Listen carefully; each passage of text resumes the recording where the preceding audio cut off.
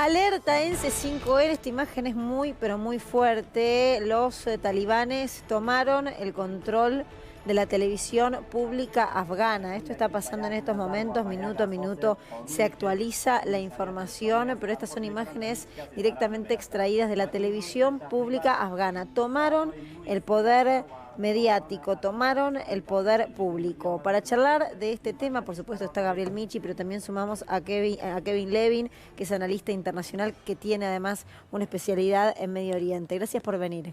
Gracias a ustedes. ¿Qué representa esta imagen, esta nueva imagen que viene desde allí? Que hayan tomado la televisión pública, ¿qué significa? Bueno, lo que estamos viendo es una progresiva toma de las distintas funciones del Estado.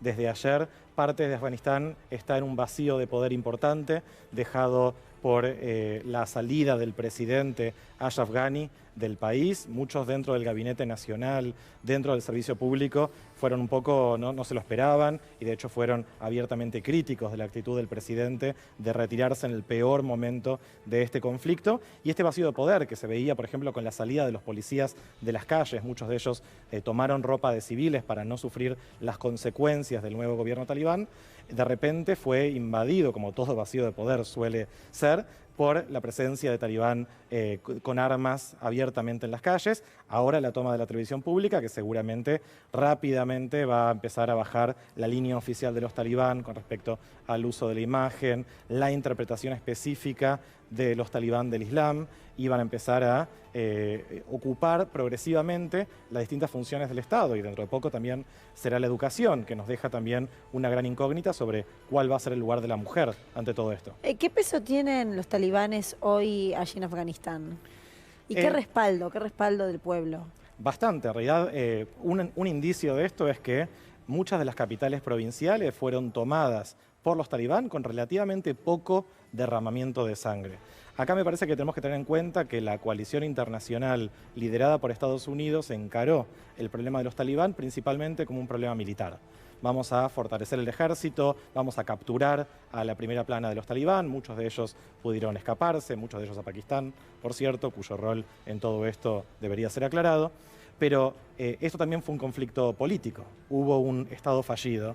Ashraf Ghani, el presidente, era un especialista, teóricamente un académico, en la reconstrucción de estados fallidos y tenía todo un proyecto intelectual sobre cómo reconstruir Afganistán. Eso nunca funcionó. Lo que teníamos era un Estado débil que dependía de caudillos locales, que extorsionaba a la población, que vivían muy alejados del nivel de vida del afgano promedio, y un problema también ideológico que Estados Unidos nunca pudo afrontar directamente. Los talibán se convirtieron para muchos afganos en los defensores de Afganistán, en los defensores del Islam, ante un discurso de apertura democrática que venía de Estados Unidos y de sus aliados, pero que muchos afganos siempre entendieron como ajeno a su cultura y su tradición.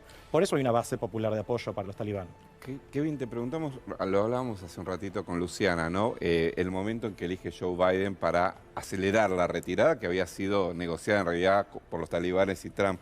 ¿Por qué ahora, digamos, y sin prever lo que pasó, en definitiva, ¿no?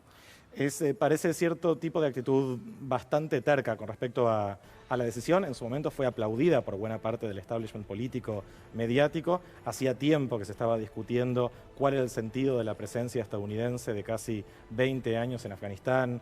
Se habla de $2 billones de gasto en esa presencia, y muchos se preguntaban ¿para qué? Porque la guerra parecía no estar llevando a ningún tipo de puerto positivo para Estados Unidos.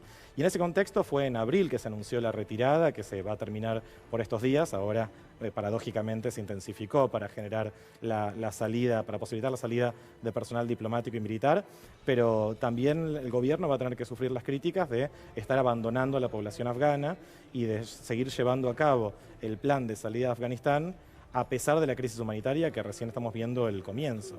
¿Cuál sería la lectura? A ver, en esa retirada no importaba qué es lo que quedaba allí y que se arreglen como puedan. Es un poco algo vulgar como lo represento, como lo explico, pero es esa la interpretación que hay que darle con la retirada de los Estados Unidos, que por un lado se esperaba, pero que por otro lado hacerlo de esta manera es decir, bueno, dejar librado al azar y que pase lo que pase.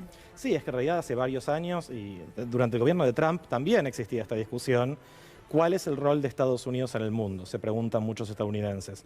Y tanto de la izquierda del Partido Demócrata como de buena parte del Partido Republicano se están preguntando si este rol de policía mundial vale la pena y si no es excesivamente costoso para los resultados muy escasos que tiene Estados Unidos. Kevin, aguardanos unos minutos que tenemos que hacer una pausa muy cortita. En instantes habla Biden, así que de eso también te voy a estar preguntando y lo vamos a escuchar porque será muy importante la palabra del presidente de los Estados Unidos. Hacemos una pausa muy pero muy breve. En instantes te seguimos informando minuto a minuto lo que está ocurriendo en Afganistán. Ya venimos.